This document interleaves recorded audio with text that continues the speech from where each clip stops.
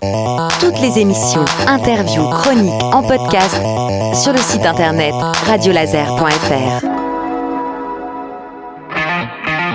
2009, grisoulet de vache.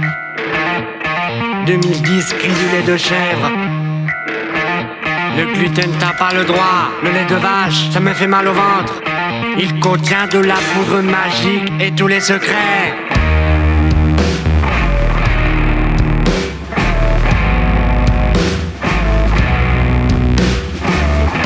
J'ai le droit, j'ai pas le droit. C'est le goût de ça, apéro. 20 €, calme-toi, bouge tes genoux, que la biche soit en nous.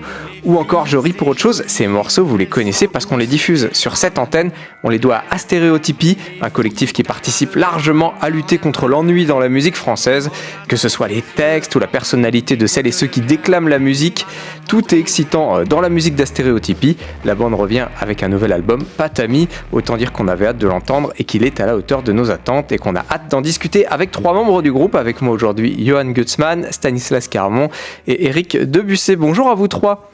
Du BC, pardon. Alors, je me trompe souvent, je me dis du bosser. c'est vrai. Bon, je suis pas le seul, ça me rassure. Tu le dis avec l'accent auvergnat, Stan, donc ça va alors.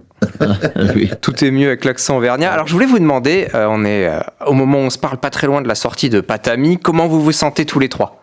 On se sent qu'on est au maximum de chacun et qu'on donne la différence. D'aller encore plus haut. Stanislas, peut-être un mot ? Avec la sortie de l'album Patami, on est content parce que c'est un accomplissement et les textes sont franchement formidables. Il y a beaucoup d'émotions dans les textes et j'aime vraiment tous les textes qu'on a écrits et ça a été un bonheur pour moi d'écouter ces nouveaux textes et je suis content qu'ils soient en précommande à la FNAC, qu'à la FNAC on puisse le précommander. Commandez-le maintenant à la FNAC ou ailleurs. Et vous, Eric En tête de gondole. Eh ben moi, je suis très très impatient de jouer les nouveaux morceaux. Enfin, en tout cas ceux qu'on va choisir pour la nouvelle tournée. Enfin, il y en a déjà qu'on joue. On a commencé à jouer, mais là, on est assez impatient déjà les musiciens et eux aussi. Voilà, enfin, de faire les nouveaux morceaux, quoi, tout simplement. Stanislas, je crois que c'est vous, le créateur du concept de Patami. Est-ce que vous pouvez nous expliquer ce que c'est ? Alors le Patami, ça vient d'une invention que j'ai moi-même inventée il y a très longtemps. J'étais adolescent, mais c'était bien avant d'avoir intégré mon IME.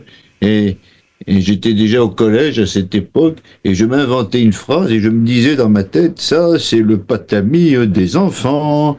Et puis je m'amusais avec ça et tout. Et cette phrase, je l'adorais, parce que c'était, pour moi, je m'imaginais que le Patami des enfants, c'était l'ami de tous les enfants, il faisait plaisir à tous les enfants. Et je faisais même répéter à un de mes camarades, ça, c'est le Patami des enfants, et on le faisait ensemble. Et on disait, ça, c'est le Patami des enfants. Uno!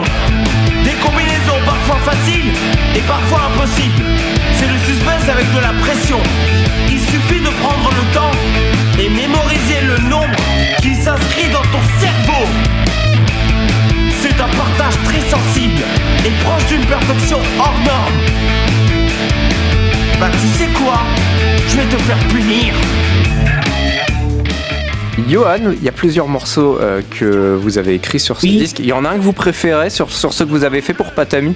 Pour moi c'est Uno. Voilà. Il faut dire qu'il est assez fou ce morceau. Ça ressemble vraiment à ça, une partie de Uno avec vous, Johan ? Ouais, c'est ça, ça ressemble. Ça ressemble à ça, ouais. Ouais, c'est un geste qui me va très bien. Et alors, je me posais une question, Johan, tant qu'on parle ensemble. Et il y a aussi chanson sur les vivants. C'est qui les vivants pour vous ? À qui vous pensiez ? Pour moi, c'est les vivants d'anciens et d'aujourd'hui. Et puis Stanislas, je crois qu'il y a une chanson qui a pas mal qui a en tout cas l'air d'avoir pas mal de valeurs affectives pour vous, qui doit vous rappeler plein de trucs. C'est la C5. La C5, oui, parce que la C5, en fait, c'était la voiture de mon père. Et il a eu plusieurs C5. La toute première, celle qui était un peu modifiée, c'est-à-dire que c'était la même voiture, mais qui était un peu modifiée, et puis la toute dernière, qui était complètement modifiée. Et quels que soient les C5, ça me rappelle plein de souvenirs et c'est très émouvant parce que c'était les voitures de mon père qu'il a eu, toutes les différentes voitures. Et mon père, je l'aime. Et cette voiture, pour moi, ça représente mon père, ça représente l'amour que j'ai pour lui. Et même une simple voiture, et ça, c'est même pas une simple voiture, c'est pas n'importe quelle voiture pour moi. C'est une voiture extraordinaire, c'est une voiture qui me renvoie l'amour de mon père. La C5, c'est l'amour de mon père. Je veux aller à Vélizy 2 avec la C5. Chez Kevin avec la C5. Dans le sud de la France, aux Pays-Bas. Quand on ira en Afrique du Sud, j'aimerais qu'on loue une C5. Comme ça, je me sentirais bien. Vive la Citroën C5, je l'aime très fort, comme mon père. C'était la voiture de mon père. Et Eric, Oui. il y a pas mal de... On sent que vous, les 4 musiciens, hors de ceux qui scandent les textes dans le disque, vous vous amusez pas mal sur ce disque-là, sur Patami. Il y a une nouvelle approche pour la musique parce qu'on a l'impression qu'il y a plein de petites idées partout. Oui, il y a eu une nouvelle approche déjà au niveau de de l'ambiance générale, des morceaux un peu plus, on dirait un peu cathédrale, un peu pas grandiloquent, mais un espèce de grandiose. La C5 par exemple, on dirait une espèce de. Quand on l'a composé, j'avais l'impression qu'on faisait une musique de pub pour bagnole d'ailleurs. La C5. Je sais pas si tu vois ce que je veux dire. Je vois, ouais. Voilà. Et après, il y a des trucs qu'on a inventés direct en studio, des trucs plus déconstruits. Beaucoup de nouveaux sons qu'apporte Christophe, le guitariste. Moi, je suis le batteur. Des trucs un peu plus, pas free, mais disons plus. On a tenté d'autres choses. D'autres expériences. Après, on n'est jamais arrivé en studio avec des. On arrive en studio avec des ébauches assez définies, mais c'est pas des trucs tout formatés. On va faire ça comme ci, comme ça, comme ci, comme ça. Bon, évidemment, il y a un plan. Enfin, les morceaux sont bien avancés au niveau des structures et au niveau de ce qu'on va faire comme son, le rythme et tout ça. Mais on se laisse toujours une liberté d'aller un peu autre part, de chercher d'autres sons. Voilà. Et là, c'est vrai qu'on a fait un peu des trucs moins carrés. Sûrement que pour certains morceaux, là je les ai pas tous en tête là, que le précédent. Ce disque Patami, il arrive à un moment dans la vie du collectif Stéréotypie où en fait le public qui vous a trouvé, on l'a vu avec l'album d'avant, il y a plein de gens qui vous ont vu au public, qui vous ont vu en concert. Je vous ai vu notamment au Transmusical où c'était quelque chose d'assez dingue. C'était assez dingue. Comment ça se passe pour le collectif Stéréotypie maintenant que vous êtes des rockstars, quoi?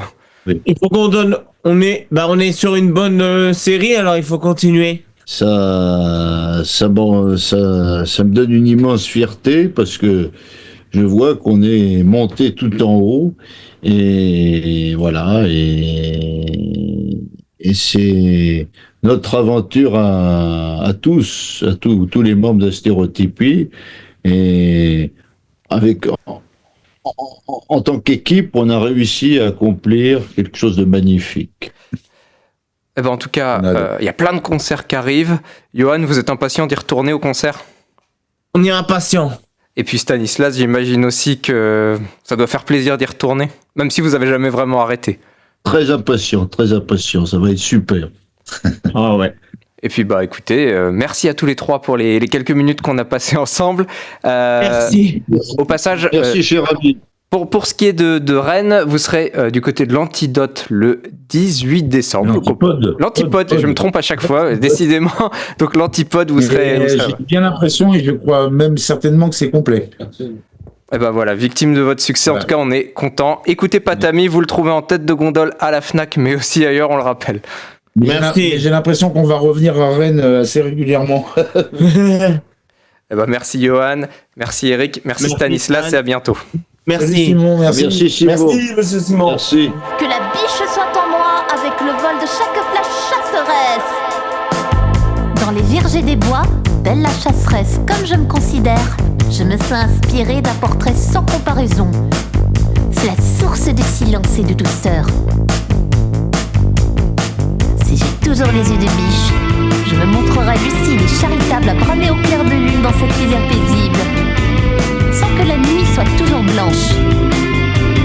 Quel qu'en soit le sourire rayonnant, que la biche soit en moi. Avec le vol de chaque flèche chasseresse. Que la biche soit en moi. Avec le vol de chaque flèche chasseresse. Que la biche soit en moi. Avec le vol de chaque flèche chasseresse. Que la biche soit en moi. Avec le vol de chaque flèche chasseresse.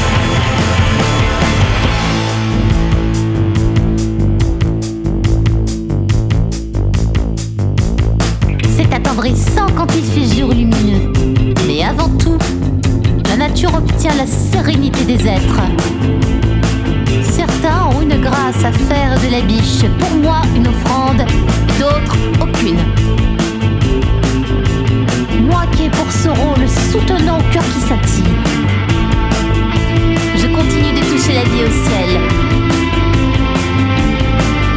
Et pour mettre ma témérité habile, je laisse sortir la biche qui est en moi.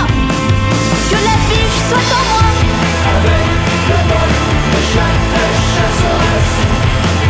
Que la biche soit en moi. Avec le vol de chaque flèche chasseresse. Que la biche soit en moi. Avec le vol de chaque flèche chasseresse. Que la biche soit en moi. Avec le vol de chaque flèche chasseresse. Grâce à un astre lunaire et argenté, pour un nouveau jour aussi, la biche est en moi et moi bien portée d'un arc et d'un carquois.